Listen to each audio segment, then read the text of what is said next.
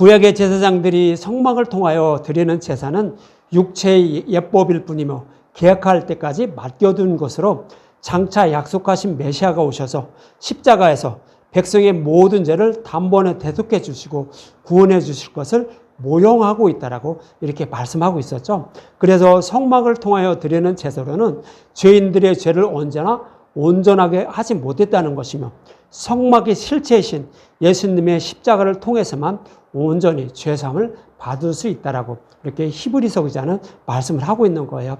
그래서 예수님은 대제사장으로서 온전한 제사를 드려 십자가에서 우리 모든 죄를 다 드려주셨죠. 그래서 죄인들의 모든 죄를 단번에 대속해 주셨는데 자기의 피로 영원한 속죄를 이루사 단번에 성소에 들어가셨다라고 오늘 본문 11절과 12절에 이렇게 말씀하고 있는 거예요. 11절과 12절에 보면 그리스도께서는 장래 좋은 일에 대제사장으로서 손으로 짓지 아니한 것 곧 이 창조에 속하지 아니한 더 크고 온전한 장막으로 말미암아 염소와 송아지의 피로 하지 아니하고 오직 자기의 피로 영원한 속죄를 이루사 단번에 성소에 들어가셨느니라 이렇게 말해요.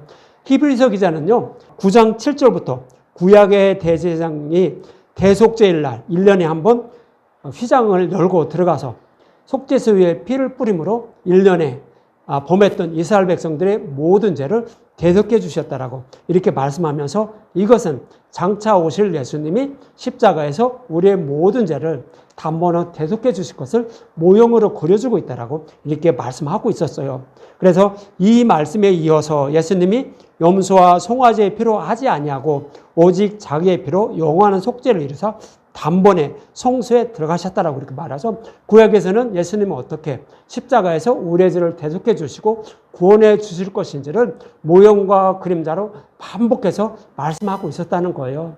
그리고 이제 때가 참에 그 예수님에 오셔서 그 반복해서 말씀해 주신 것을 그 말씀대로 예수님이 십자가에서 단번에 우리의 모든 죄를 대속해 주셨다는 거예요. 그러니까 약속하신 말씀을 어떻게 이루어 주실 것인지를 모형과 그림자로 반복해서 말씀해 주시고 있었는데 그것을 십자가를 통하여 기록된 말씀대로 다 이루어 주셨다는 거예요.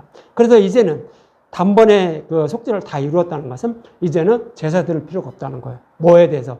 우리의 죄를 대속해 주는 그런 제사를 드릴 필요가 없다라고 이렇게 말씀을 하고 있는 거예요. 예수님이 부활승천하셔서 하나님 우편에 앉으셨다라고 하는 거예요. 앉아 계신다는 거는 뭐라고 말씀드렸어요? 더 이상 일을 하지 않아도 된다는 거예요. 구약의 대제사장들은 늘 제사를 드리려고 서서 일했어요. 앉아 있을 시간이 없었어요. 백성의 죄를 사해 주기 위해서.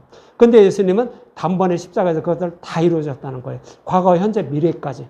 그래서 그냥 앉아서 계신다라고 이렇게 말씀을 하고 있는 거예요. 이 말씀은 이제 예수님이 죽으실 때 십자가에서 이런 말씀하셨어요. 요한복음 19장 30절에 보면 예수께서 신포도주를 받으신 후에 신포도주는 율법을 말하는 거예요. 우리의 죄를 말하는 거예요. 첫 언약. 그것을 말하는 거예요. 그것을 예수님이 우리의 모든 죄를 진 것을 이렇게 말하는 것이 다 가져가시는 것을 말하는 것이 신포도주를 받으신 후에 이르시되 다 이루었다 하시고 머리를 숙으니 영원히 떠나가시니라 그러는 거예요. 우리의 모든 죄를 예수님 십자가에서 다 가져가셨음을 이제 더 가져갈 일이 없다는 거예요. 왜요? 다 우리의 모든 죄를 가져가셨기 때문에 과거, 현재, 미래의 죄까지 다 가져가셨기 때문에 이제 십자가에서 예수님이 다시 속죄 제사를 드릴 필요가 없다라고 이렇게 말씀을 하고 있는 거예요. 이렇게 말하고 오늘 본문 13절은 이렇게 말씀하고 있죠. 오늘 본문 13절에 보면 염소와 황소의 피와 및 암송아지의 죄를 부정한 자에게 뿌려 그 육죄를 정결하게 하여 거룩하게 하거든 이렇게 말씀하고 있어요. 구약에서도요. 염소, 황소의 피를 이렇게 뿌렸죠. 휘장 앞에도 뿌리고 속죄소 위에도 이렇게 뿌렸어요. 그래서 정결하게 해주었다는 거예요. 그리고 또 붉은 암송아지의 죄를 뿌려서 또 정결하게 해주었다는 거예요.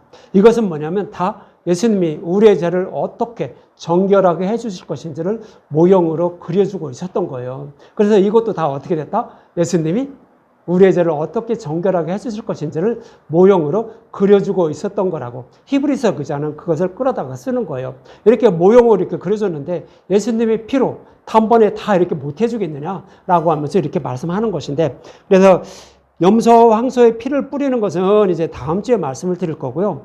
오늘은 이제 붉은 암송아지를 불에 태워서 그 재로 물과 이제 깨끗한 물과 섞어서 이제 뿌려서 정결하게 하는 그런 붉은 암송아지의 재를 뿌리는 그런 모습을 이제 알아보도록 할 거예요. 이 말씀은 어디에 기록하고 있었냐면 민수기 19장의 말씀이에요. 그래서 오늘은 민수기 19장의 말씀하고 그리고 또 속죄죄에 의해서 속죄죄라는 그런 의미를 이렇게 말씀을 드릴 거예요. 그럼 민수기 19장 한번 볼까요? 민수기 19장 1절부터 2절을 한번 볼게요. 여호와께서 모세와 아론에게 말씀하여 이르시되 여호와께서 명령하시는 법의 율례를 이제 이르노니 이스라엘 자손에게 일러서 온전하여 흠이 없고 아직 멍에 매지 아니한 붉은 암송아지를 내게로 끌어오게 하고 이렇게 말해요. 흠이 없고 아직 멍에 매지 아니한 붉은 암송아지라고 말해요. 구약에서 드리는 모든 제사는요, 누구를 상징한다고 말씀드렸어요? 흠이 없는 예수님을 상징해요.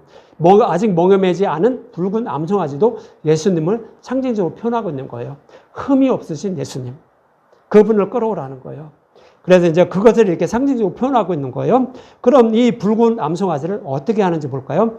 3절에 보면 너는 그것을 제사장 엘르아살에게 줄 것이요 그는 그것을 진영 밖으로 끌어내어서 자기 목전에서 잡게 할 것이며 진영은 뭐예요? 성막 밖에 이스라엘 백성들이 거하는 그 밖에 거기서 글리 끌어다가 거기서 잡으라는 거예요. 이것은 어떤 의미를 담고 있는 거예요? 장차 예수님이 오시게 되면은요, 십자가에 달리시는데 그 성전에 있는 예루살렘 성에서 십자가에 달리시는 것이 아니라 진영 밖에서 달리시게 돼요. 골고다 언덕에서 달리시게 돼요. 그 모습을 이렇게 모형으로 그려주고 있는 거예요. 그래서 붉은 암송아지를 잡는 이 모습도 예수님 십자가에서 우리의 죄를 모두 다 대속해 주시는 모습을 그렇게 그리고 있는 거예요. 이 말씀을요, 히브리서 13장 11절과 12절은 이렇게 말씀하고 있어요. 이는 그러니까 그 붉은 암송아지를 또 예수님 십자가에서 이렇게 달리는 모습을 그 예루살렘 성에서 달리시는 것이 아니라 진영 밖에서 달리시는 그런 모습을 이렇게 표현하고 있는 거예요. 이는 죄를 위한 짐승의 피는 대제사장이 가지고 성소에 들어가고 그 육체는 영문 밖에서 불사람이라. 오늘 그 붉은 암송아지를 잡는 것도 어디서 잡았어요? 영문 밖에서, 진영 밖에서 잡았어요. 그리고 속죄제 제사를 드리는 것도 마찬가지예요. 그것도 진영 밖에, 그 재버리는 깨끗한 곳에서 이렇게 저기를 하라고 해요. 똑같은 말씀이에요. 예수님이 그 예루살렘 성에서 십자가에 달리는 것이 아니라 영문 밖에서 이렇게 달리실 것을 이렇게 말씀하고 있는 거예요. 구약에서 이렇게 말씀하고 있는데 실제적으로 예수님이 영문 밖에서 이렇게 십자가에 달리셨다고 말하는 거예요. 그러므로 예수도 자기의 피로써 백성을 거룩하게 하려고 성문 밖에서 고난을 받으셨다고요.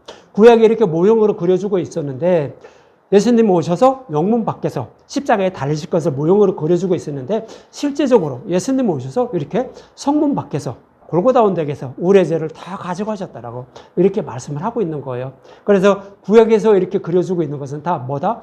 예수 그리스도께서 우리의 죄를 대속해 주시는 모습을 이렇게 그려주고 있었다라고 이렇게 말씀을 하고 있는 거예요. 그래서 예수님도 영문 밖에서 이렇게 십자가에 달리셨다고 말하는 거죠. 그러면서 이런 말씀하고 있어요. 민수기 19장 4절 제사장 엘르아살은 손가락에 그 피를 찍고 그 피를 회막 앞을 향하여 7번 뿌리고 진영 밖에서 잡죠. 그러니까 그 피를 어떻게 하라고요? 그 회막을 향하여, 즉 성막이 있는 곳을 향하여서 피를 7번 뿌리라는 거예요. 이 얘기는 뭐냐면 예수님이 죽으시고 부활 승천하시는 모습이요. 즉 다시 말씀드리면 예수님이 죽으시고 부활 승천하셨다는 얘기는 뭐예요? 휘장을 열어주셨다는 거예요. 우리가 하나님 나라로 향하는 문이 예수님이 십자가에서 달리시기 전에는 열리지 않았어요. 다시 말씀드리면 구원받을 방법은 없다는 얘기예요. 그런데 예수님이 죽으시고 부활하심으로 하나님 나라로 향하는 우리가 들어갈 수 있는 그 문을 하나님이 열어주신 거예요. 그것을 말씀하고 있는 거예요. 그래서 그 피를 7번 성막을 향하여 뿌리라고 이렇게 말씀을 하고 있는 거예요. 이 말씀은 예수님이 죽으시고 부활 승천하셨음을 말하는 거예요. 그러면서 이어지는 5절과 6절에 보면 이런 말씀하고 있죠. 그 암소를 자기 목전에서 불사르게 하되 그 가죽과 고기와 피와 똥을 불사르게 하고, 그러니까 그 암송아지 전체를 불사르라는 거예요. 그러면서 동시에 제사장은 백향목과 우슬초와 홍색실을 가져다가 암송아지를 사르는 불 가운데 던져라 그러는 거예요. 백향목과 우슬초와 홍색실을 같이 던지라는 거예요. 붉은 암송아지와 같이 불태우라는 거예요. 이것은 어떤 의미가 있냐면 붉은 암송아지를 불에 태우는 모습은 예수님이 저와 여러분들이 받아야 할 지옥불의 고통을 다 받는 모습이에요. 그것을 그리고 있는 것인데 여기서 백향목은 뭐냐면 우리의 왕이신 예수님을 말하는 거예요. 우리의 왕이신 예수님이 우슬초는 뭐예요? 십자가에서 예수님의 우슬초에 해목에 찍은 그 피를 이렇게 입에 대서 다 가져가셨죠. 그러니까 우슬초라는 것은 뭐냐면 우리의 모든 죄를 다 가져가신 걸 말하는 거예요. 예수님 십자가에서 우리의 모든 죄를 가져가신 것, 그것이 우슬초라는 단어예요. 그리고 홍색실이라는 것은 뭐예요? 붉죠. 홍색실은 붉죠. 그래서 붉다라는 것은 예수님이 우리의 죄를 대속하기 위해서 십자가에 달리시면서 많은 고난과 핍박을 받으신 것을 말해요. 그래서 우리의 죄를 대속해 주시기 위하여 우리의 왕이신 예수님이 십자가에서 많은 고난을 받으시면서 죽으심으로 우리의 모든 죄를 다 가져가셨다는 것을 의미하는 거예요. 이것이 백향목과 우슬초와 홍색실을 가져다가 같이 불태우라라는 그런 의미를 가지고 있는 거예요. 그러면서 이어지는 7절과 10절에는 이렇게 말씀하고 있죠. 제사장은 자기 옷을 빨고 그렇게 이제 붉은 암송아지를 다 이렇게 불태운 거. 그 태운 사람은 자기 옷을 빨고 몸을 씻은 후에 진영으로 들어갈 것이라. 그는 저녁까지 부정하리라 그러는 거예요. 왜냐하면 시체를 만지거나 뭐를 태우거나 그러니까 부정한 것을 만지게 되면 그는 부정하다라고 율법에 그렇게 기록이 되어 있어요. 그렇게 시체나 뭐 이런 거 태우고 부정한 것을 만진다는 것은 뭐냐, 어떤 의미를 담고 있냐면 그것은 다른 복음을 따르고 있다라는 거예요. 다른 복음을 따르게 되면 어떻게 된다고요? 저녁까지 부정하다는 거예요. 저녁은 뭐예요? 예수님이 죽으시고 부활하시기 전까지 어떻게 된다고요? 부정하다는 의미예요. 그것이 저녁까지 부정하다라고. 그러니까 다음 날이 되기 전까지는 부정하다라고 이렇게 말씀을 하고 있는 거예요. 그래서 송아지를 불사른 자도 자기 옷을 물로 빨고 물로 그 몸을 씻을 것이라. 그도 저녁까지 부정하리라. 이에 정결한 자가 암송아지 죄를 거두어. 정결한 자는 뭐예요? 복음을 알고 있는 자예요. 복음을 알고 있는 자가 그 복음의 말씀을 간직하는 그런 모습을 가지고 있는 거예요. 암송아지 죄를 거두어. 암송아지 죄는요, 복음의 말씀을 상징으로 표현하고 있는 거예요. 우리의 죄 때문에 예수님은 죽으시고 부활하신 거예요. 우리의 모든 죄를 다 가져가신 그런 예수님의 모습이 붉은 암송아지의 죄예요. 그래서 복음의 말씀을 상징하는 거예요. 거두어서 진영 밖 정한 곳에 둘지니. 진영 밖은 뭐예요? 율법과 복음이 구별된 거죠. 지금도 율법과 복음은 구별되어 있어요. 그래서 율법은 누가 지금 섬기고 있어요? 아직도 이스라엘 백성들이 율법으로 하나님을 섬기고 있어요. 수천 년 동안. 그런데 이 이스라엘 백성들은 언제 그 복음의 말씀을 받아들인다고 성경에 기록하고 있죠? 구약부터 기록하고 있어요. 언제? 마지막 날. 예수님이 재림 때가 되면 이 이스라엘 백성들이 복음의 말씀을 받아들인다고요. 그렇게 성경은 기록이 되어 있어요. 그래서 이스라엘 백성들이 예수님을 많이 믿게 되면 정말로 어떻게 해요? 재림 때가 됐구나. 여러분들이 인식하셔야 돼요. 지금도 많이 받아들이고 있어요. 재림 때가 됐으면 이렇게 알 수 있는 거. 그래서 진영 밖 율법과 복음을 이렇게 구별해 놓는 모습이에요. 그래서 진영 밖에 둘지니 이것은 이스라엘 자손을 회중을 위하여 간직하였다가 부정을 씻는 물을 위하여 간직할지니 그것은 속죄제니라 그럽니다. 암송아지 죄를 거둔 자도 자기 옷을 빨 것이며 저녁까지 부정하리라. 이는 이스라엘 자손 그중에 거류하는 외인에게 영원한 율례리라 그러죠. 그래서 이 암송아지 죄를 이렇게 간직하는 것은 예수님이 죽으시고 부활하신 이 복음의 말씀을 이제 간직하는 그런 모습이에요. 이 복음의 말씀으로만 어떻게 된다고요? 우리가 정결하게 돼서, 즉 모든 죄를 사함받게 돼서 우리는 구원받게 된다는 거예요. 하나님께 우리가 뭐를 잘 보여서 구원받는 거 아니에요. 저와 여러분의 구원을 위해서 하나님은 창세전에 이미 계획하셨어요. 어떻게요? 예수님 십자가에서 죽으시고 부활하셔서 우리를 구원하실 것을. 그리고 창세기 3장 15절에서 메시아 언약을 통하여 약속하셨어요. 그리고 이스라엘 백성들은 아브라함의 후손들이죠. 이 아브라함과 이삭과 야곱과 다윗에게 그 약속의 말씀을 어떻게 이루어 주실 것인지를 반복해서 더 선명하게 자세하게 설명해 주고 있었어요. 그리고 때가 차면 예수님 오셔서 그것을 십자가를 통하여 다 이루어 주신 거예요. 성경의 말씀은요, 그냥 소설처럼 기록해 놓은 거 아니에요. 이스라엘 역사를 기록해 놓은 거예요. 약 1500년에 걸쳐서 기록해 놓은 거예요. 그리고 십자가에서 다 이루어 준 거, 그것을 이렇게 다 기록해 놓은 것이 성경의 말씀이에요. 이것은 역사를 사실로 이렇게 기록해 놓은 거예요. 그래서 이것을 믿을 수밖에 없는 거죠. 그래서 이제 이 복음의 말씀을 간직하게 되면 어떻게 이제 이 복음의 말씀을 정결한 자가 어떻게 이제 저기를 하는지 이제 11절부터 이렇게 말씀하고 있어요. 11절에 보면 사람의 시체를 만진 자는 이래 동안 부정하리라 그래요. 사람의 시체를 만진 거는 뭐예요? 죽은 사람을 만진 거예요. 그래서 성경에서 죽었다는 것은 뭐예요? 다른 복음을 따르는 자. 그는 이미 사망한 자예요. 육적으로는 살아있지만 영적으로는 죽은 자라는 거예요. 다시 말씀드리면 다른 복음을 따르고 있는 자들 말하는 거예요. 그런 자를 만졌다는 것은 뭐예요? 다른 복음을 따르려고 그를 따르고 있다는 거예요. 다른 복음을 따르고 있다는 얘기예요. 그런 자는 이래 동안 부정하다. 즉 복음의 말씀은 듣고 먹어야, 예수님이 죽으시고 부활한 것을 듣고 먹어야 정결하게 된다라고 이렇게 말씀하고 있는 거예요. 그래서 시체를 만진 자는 다른 복음을 따르는 자를 말하는 거예요. 그래서 그는 예수님이 죽으시고 부활하신 그 복음의 말씀을 먹어야 정결하게 됨을 이렇게 말씀하고 있는 거예요. 그러면서 12절에 보면 이런 말씀하고 있어요. 그는 셋째 날과 일곱째 날에 제물로 자신을 정결하게 할 것이라. 그리하면 정결하나니 셋째 날과 일곱째 날에 자신을 정결하게 하지 아니하면 그는 부정하다고요. 여러분들 셋째 날과 일곱째 날 그래요. 셋째 날은 뭐예요? 예수님이 죽으시고 부활하신 날이에요. 그러면 예수님이 죽으시고 부활하시면 저와 여러분들에게 뭐를 주죠? 복음의 말씀을 주게 돼요. 이 복음의 말씀을 먹어야 된다는 거예요. 그래야 우리는 정결하게 된다고요. 그렇지 않으면 우리는 부정한 자가 돼서 구원받지 못한다는 거예요. 그럼 일곱째 날은 뭐예요? 구약에서 일곱째 날 하면 뭐죠? 안식일을 지키라는 거예요. 여러분들 안식일을 지키는 것은 뭐예요? 토요일날이 안식일이에요. 그럼 토요일날 아무것도 안 하고 그냥 아무 일도 안 하고 있는 게 안식일을 지키는 건가요? 하나님의 말씀만 듣고 있는 게, 그냥 성경의 말씀만 듣고 있는 게 그 안식일인가요? 아니요. 안식일은요, 진리의 말씀, 예수님이 죽으시고 부활하신 복음의 말씀을 듣고 먹는 거예요. 그리고 믿음으로 안식일을 지키는 자가 되는 거예요. 토요일을 이렇게 아무 일도 안 하고 지키는 것이 안식일을 지키는 것이 아니라 복음의 말씀을 듣고 먹어서 믿는 것.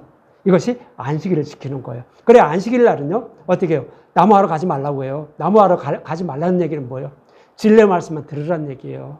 그래서 그것을 믿어야 우리는 정결하게 돼서 안식일을 지키는 자가 된다라고 이렇게 말씀을 하고 있는 거예요. 그래서 셋째 날과 일곱째 날은 복음의 말씀을 듣고 먹어야 우리는 정결하게 돼서 구원받게 된다라고 이렇게 말씀을 하고 있는 거예요.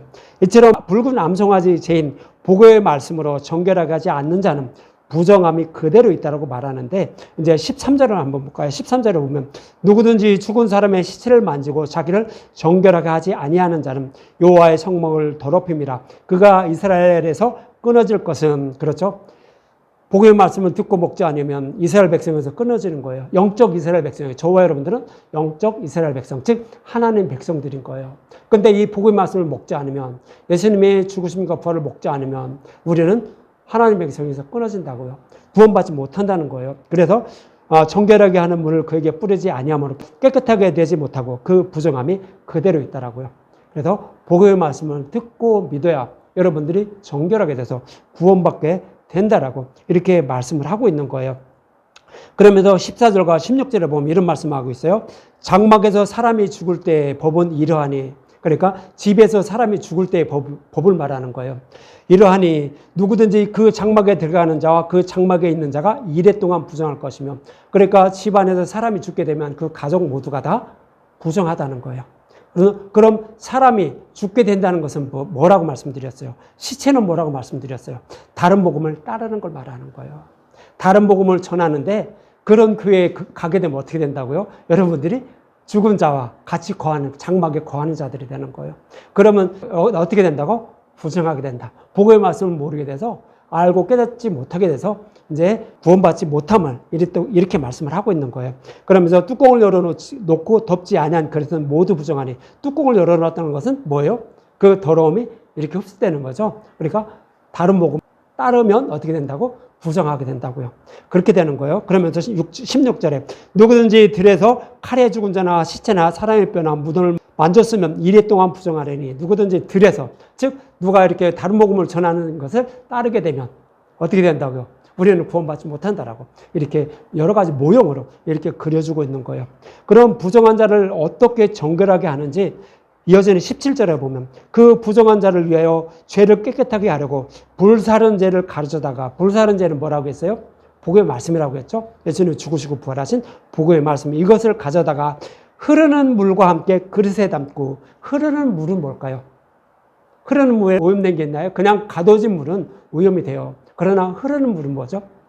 오염이 안 되죠. 그래서 흐른다는 이 물은 이제 시편 103편 12절에 이렇게 말씀하고 있어요. 동이 서에서 먼 것 같이 우리의 죄과를 우리에게서 멀리 옮기셨으며, 그러는 거예요. 예수님 십자가에서 우리의 죄를 다시 돌아오지 않도록 멀리 옮기셨다는 거예요. 그러니까 예수님 십자가에서 우리의 죄를 아예 모든 죄를 영원히 없애주셨다는 거예요. 이것이 뭐예요? 흐르는 물의 의미인 거예요. 그래서 흐르는 물이라는 것은 복음의 말씀, 이것을 또 상징적으로 표현하고 있는 거예요. 우리의 죄를 예수님이 단번에 다 정결하게 해준, 이것을 이렇게 말하는 거예요. 그것을 그릇에 담아다가 어떻게 하라고요? 18절에 보면 이런 말씀하고 있어요. 정결한 자는 뭐라고 말씀드렸어요? 복음의 말씀을 알고 깨달은 자들이에요. 말씀 전도자들, 진리의 말씀을 알고 있는 자들, 그런 자가 우슬초를 가져다가, 우슬초는 뭐라고 말씀드렸죠? 우리의 죄가를 예수님 십자가에서 다 가져가신 것, 복음의 말씀을 말하는 거예요. 그것을 가져다가 그 물에 찍어, 그러니까 복음의 말씀을 찍어서 장막과 그 모든 기구와 거기 있는 사람들에게 뿌리고, 그 물을 뿌리라는 것은 뭐죠? 복음의 말씀을 전하라는 거예요. 복음의 말씀을 듣지 못해서 정결하지 못했으니까 그 복음의 말씀을 전하라는 거예요.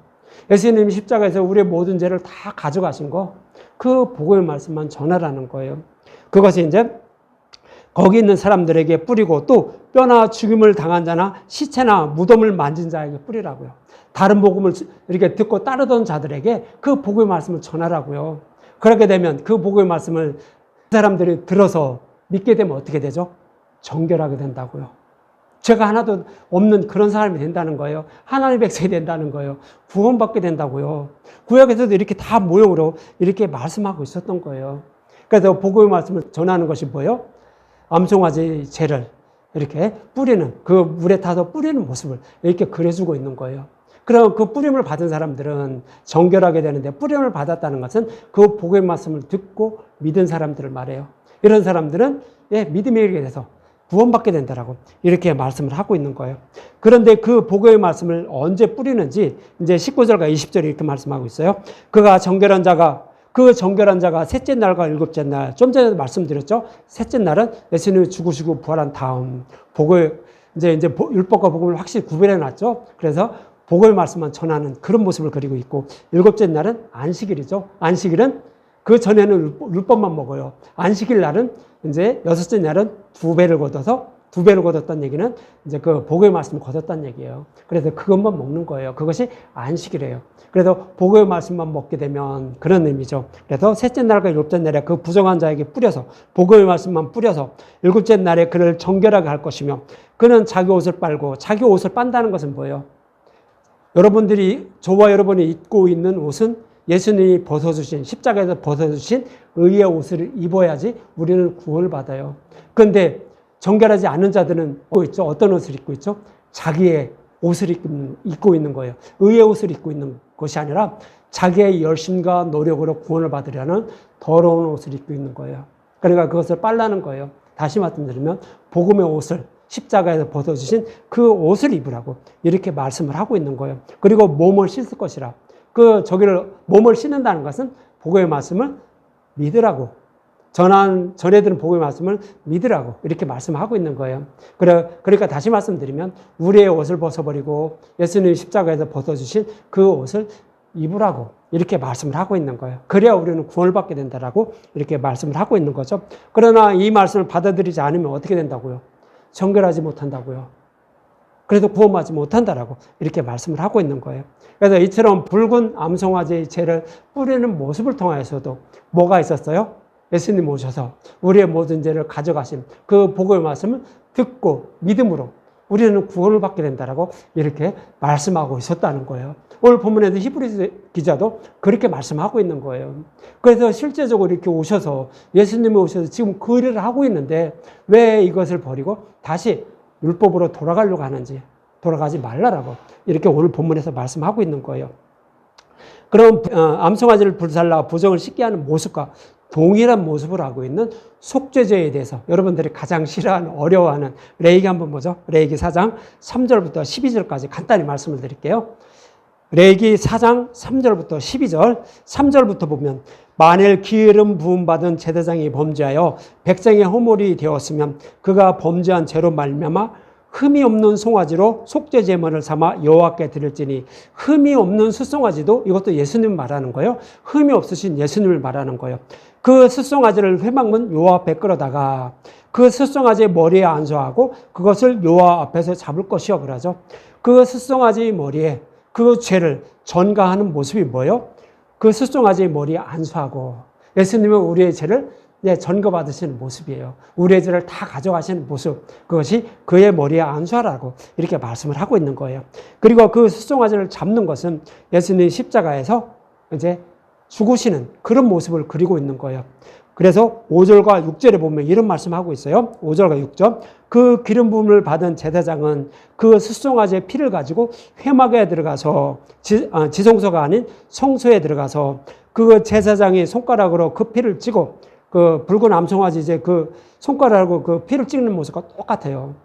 그 찍어서 성소의 휘장 앞에 7번 뿌릴 것이며, 성소의 휘장, 그러니까 지성소와 성소를 가로막고 있는 그 휘장이 있어요. 즉 하늘문이 열려지지 않는 상태를 모형으로 그려주고 있는 거예요. 거기에 피를 7번 뿌리라고요. 이것은 예수님이 십자가에서 휘장을 열어주심으로, 즉 하늘문을 열어주시는 모습을 그리고 있는 거예요. 예수님이 죽으시고 부활 승천하심으로 우리가 하나님 나라로 들어가는 그런 문이 열리지 않았는데 그 문을 열어주신 것을 이렇게 모형으로 그려주고 있는 거예요. 그리고 이렇게 하고 예수님이 죽으시고 부활하심으로 하늘문이 열린 모습을 이렇게 그려주고 있는 거예요. 그렇게 열리게 되므로 이어지는 7절. 제사장은 또 그 피를 여호와 앞 회막 안 향단 뿔에 바르고, 향단은 히브리서는 지성소에 있다라고 말씀하고 있죠. 그런데 여기에서는 성소에 있다라고 말해요. 지금은 모형으로 그려주고 있기 때문에 성소에 있는 거예요. 성소에 향단 뿔에 바르고, 그 향단에 이렇게 뿔이 4개가 있어요. 거기에 뿔에 바르라고 말하는 거예요. 이 향단 뿔에 바르라는 것은 뭐냐면 예수님이 죽으시고 부활하심으로 휘장이 열려져요. 그 전에는 휘장이 열리지 않는 상태는 하나님과 우리와 화목하지 않게 돼요. 그래서 우리가 아무리 하나님께 기도를 드린다고 할지라도 하나님 기도를 받지 않으셔요. 그러나 이제 예수님이 죽으시고 부활하심으로 우리가 하나님께 기도하는 그 기도를 하나님이 받으신다는 거예요. 누구를 통하여? 예수님을 통하여. 예수님의 피를 통하여. 예수님을 통하여 이렇게 우리의 기도가 하나님께 상달됨을 말씀하고 있는 거예요. 그래서 향단뿔에 그 피를 바르라고 이렇게 말씀을 하고 있는 거예요. 그러면서 그 송아지의 피 전부를 회막문 앞 번제단 밑에 쏟을 것이며 그래요. 그 번제단은 십자가를 상징하는 거예요. 그래서 십자가 그 밑에 피가 많이 흘려지는 모습이에요. 이것을 다시 말씀드리면 예수님이 십자가에서 죽으시고 부활하시는데 예수님이 고난과 핍박을 받으시면서 많은 피를 흘리시면서 십자가에서 죽으시는 모습이에요. 그래서 밑에 십자가 밑에 많은 피가 이렇게 쌓이는 모습이죠. 그 모습을 그린 거예요. 그래서 그 피를 그 제단 밑에 다 이렇게 뿌리라고 쏟으라고 이렇게 말씀을 하고 있는 거예요. 이렇게 예수님이 우리 모든 죄를 지고 죽으시고 부활하심으로 이제 하나님과 우리와의 관계가 어떻게 되는지 8절과 10절에 이렇게 말씀하고 있어요. 또 그 속죄물이 된 숫송아지의 모든 기름을 떼어낼지니, 모든 기름을 떼어내는 것은 우리의 죄를 예수님이 대신 전가받은 모습을 말하는 거예요. 떼어낼지니 곧 내장에 덮인 기름과 내장에 붙은 모든 기름과 두 콩팥과 그 위의 기름 곧 허리 쪽에 있는 것과 간에 덮인 꺼풀을 콩팥과 함께 떼어내되 화목제물의 쇠에서 떼어낸 것 같이 할 것이요 제사장 그것을 번제단 위에서 불사르라고요. 이것은 그러니까 모든 기름들, 우리의 죄를 상징하는 모든 기름들은 번제단 위에서 불사르라는 거예요. 이렇게 불살로 올림으로 어떻게 된다고? 하나님이 이것을 기쁘게 받으셨다는 거예요. 그래도 죄인은 저와 여러분이 어떻게 된다고요? 예수님 십자가에서 우리의 모든 죄를 다 가져가셔서 하나님과 화목하게 하셨으므로 우리는 하나님과 화목한 하나님의 백성들이 됐다고요. 그래서 그 기름들을 번제단 위에서 다 불사르라고 이렇게 말씀하고 있는 거예요. 다시 말씀드리면 예수님 십자가에서 우리의 모든 죄를 단번에 다 없애주신 모습이에요. 이것이 번제단 위에 우리의 죄를 상징하는 모든 기름들을 태워 올리라고 이렇게 말씀을 하고 있는 거예요. 그러면 그 나머지들은 어떻게 하느냐?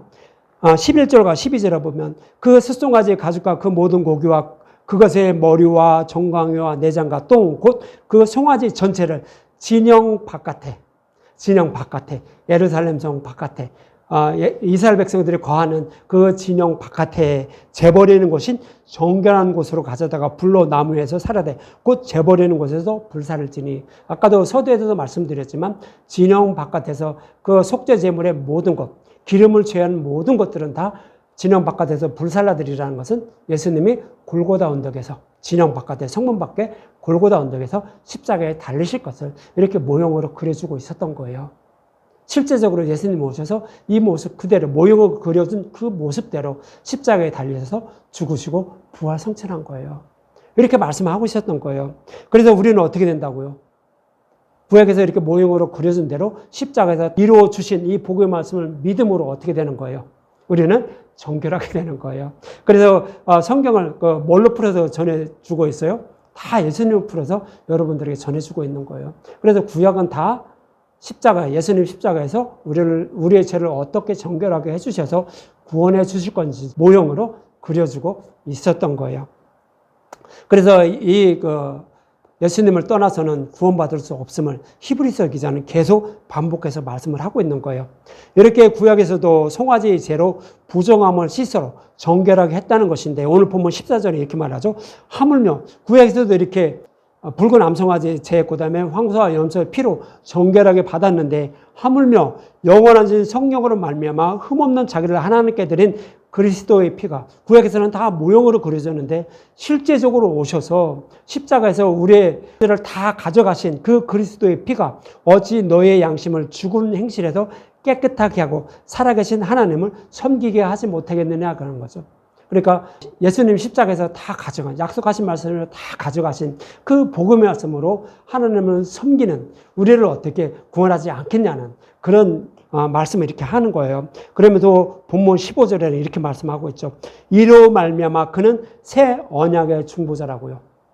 십자가에서 다 이루어진 그 예수님이 새 언약의 중보자라고 말하는 거예요. 그 전에는 옛 언약이죠. 첫 언약, 옛 언약은 이스라엘 백성들에게 준 그 율법을 말하는 거죠. 그것들은 정결하지 못했는데 예수님의 모형이 있는데 실제적으로 새 언약의 말씀대로 즉 구약에서도 새 언약으로 우리를 구원해 주신다고 약속하고 있었어요. 근데 그 약속의 말씀대로 다 이루어졌다는 거예요. 그래서 새 언약의 중보자시니 이는 첫 언약 때의 범한 죄를 속량하려고 첫 언약 때는 그 죄를 다 속량받지 못했어요. 근데 새 언약으로 그 죄를 다 속량해 주셨다라고 본문 15절에서 말씀을 하고 있는 거예요. 그래서 이렇게 새 언약으로 구원하고 계신 예수님 믿음으로 우리는 정결함을 받아서 구원받게 되는데 왜 자꾸 여기를 이 예수님을 떠나서 다시 옛 언약으로 율법으로 돌아가려고 하느냐고 이렇게 말하는 거예요. 그러면서 16절과 17절에 보면 유언은 유언한 자가 죽어야 되나니 여러분들 성경에서 유언한 사람 있나요? 언약을 말하는 거예요. 예수님이 창세전에 계획하시고 우리를 어떻게 구원할 것인지를 계획하시고 창세기 3장 15절에서 메시아 언약을 통하여 말씀하셨고 아브라함과 이삭과 야곱, 다윗을 통하여 다 말씀해 주셨다네요. 이것을 유언했다라고 말하는 거예요. 그래서 유언했으면 예수님이 오셔서 유언의 말씀대로 이렇게 다 십자가를 통해 이루어 주셔야만 어떻게 된다고요? 그것이 효력이 있다고요. 그래서 17절에 유언은 그 사람이 죽은 후에야 유효하다고요. 구약에서는 모형이라 유효하지 않다는 거예요. 예수님 십자가에서 그것을 다 이루어줌으로 유효하다는 거예요. 그래서 유언은 유언한 자가 죽어야 그 효력이 있고 죽지 않으면 효력이 없다라고 히브리서 기자는 그렇게 말씀을 하고 있는 거예요. 이렇게 유언하신 예수님이 십자가에서 죽으시기 전에는 효력이 없다는 거예요. 구원받지 못한다는 거예요. 효력이 없다는 것으로 모형과 그림자에 불과한 성막을 통하여 율법을 통하여 죄사함 받지 못하고 오직 약속하신 메시아가 오셔서 십자가에서 약속하신 말씀을 다 이루어 주셔야 즉 유언한 말씀대로 다 이루어 주셔야 우리는 구원받을 수 있다고요. 그래서 히브리서 기자는 그렇게 말씀을 하고 있는 거예요. 그래서 히브리서 기자는 약속하신 말씀대로 십자가에서 다 이루어주신 복음을 떠나지 말아야 구원을 받게 된다라고 말씀하고 있는 거예요. 이것은 저와 여러분들에게 동일하게 말씀하고 있는 거예요. 저와 여러분들이 구원받을 수 있는 방법을 말씀하고 있는 거예요. 우리 예수님을 믿는다고 입으로 아무리 하나님 사랑해 예수님 믿어요 어째요 한다고 할지라도 구약에서 약속하신 말씀을 십자가에서 다 이루어 주신 예수님을 믿지 않는다면 여러분은 믿음이 없는 거예요. 유대인들과 똑같아요. 자기 행위로 구원을 받으려고 한다고요. 그건 다른 복음이에요. 구원받지 못해요. 그래서 오직 약속하신 말씀대로 십자가에서 다 이루어 주신 예수님임을 알고 믿어야만 구원받음을 여러분들 잊지 마십시오. 히브리서 기자가 지금 그 말씀을 하고 있는 거예요. 저와 여러분도 이 복음을 떠나서는 구원받지 못함을 잊지 마시고 오직 복음의 말씀으로만 우리가 구원받음을 믿고 꼭 그 복음의 말씀을 붙잡고 살아가는 저와 여러분들이 되셨으면 합니다.